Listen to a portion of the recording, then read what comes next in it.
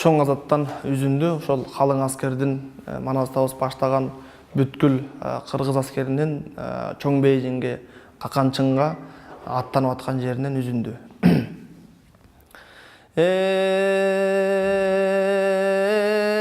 Geçegen koldan çıkıp atlanıp Arvın asker barısı babanın gegin aluğa ölbögen yerden kaluğa gece çok tabılgı jaylagan çoң karatın baylagan. Бұл манасчылык касиетке улуу дүйнөгө мен 10 жашымда аралашкам. Ошол 10 жашыма чейин манас ким экенин билчү эмесмин да. Чынын айтканда манасты бир бир желмогуз, манасты бир мындай бир башкача элестетчүмүн, бирок билчү деле эмесмин да. Баягы жалпы түшүнүгүмдө бар болчу.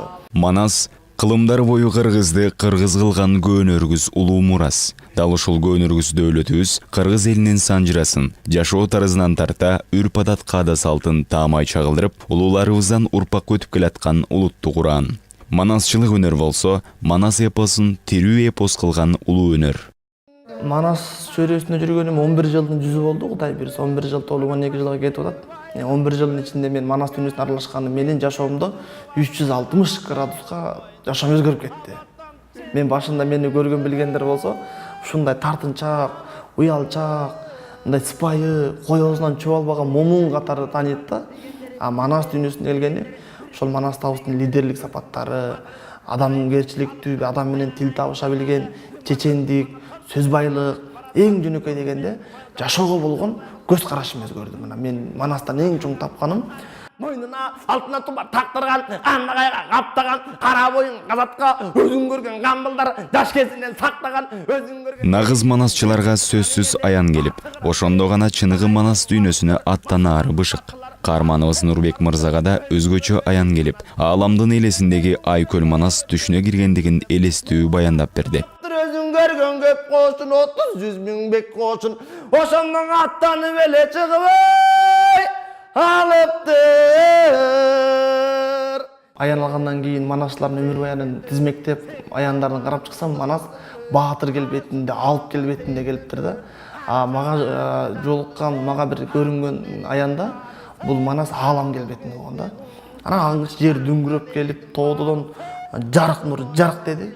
Көзүмдү басып жатып калдым, көрө албай, мүмкүн болбой калды да. Ошондо саяк баята чыгып келип, ооз менен сүйлөгөн жок, жүрөк менен, сезим менен суроо берди. Мен ал киши жооп берди, мен суроо бердим, ошондой болуп атат, жүрөк менен болуп атат. Манасты көрдүң беле деп айтты. Жок, көргөн эмесмин дедим. Десем, манасты жакшылап карап ал деп туруп асманды көргөзүп койду. Карасам, 9 кабат асман кат менен бөлүнүп турат. Түү чексиз агарып кетти, көрүнгөн жок, түү жок да. Мына ушул манас деп койду.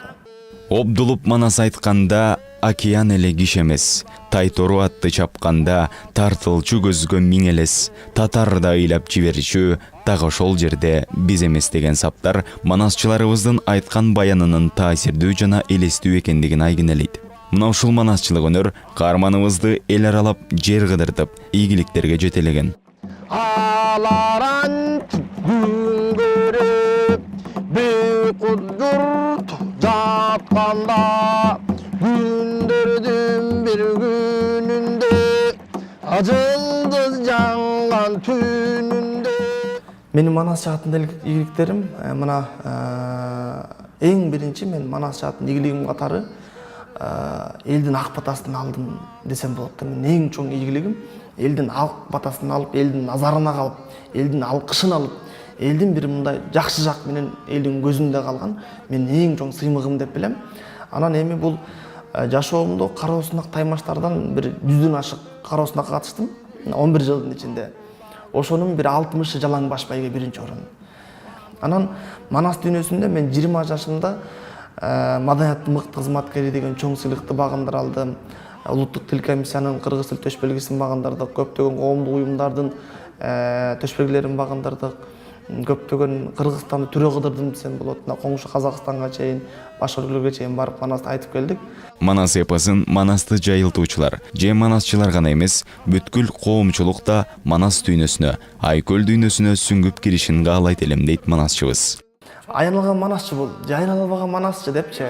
бул жаттап айтат, бул такыр жаттап айтат дейт да. Андай эмес.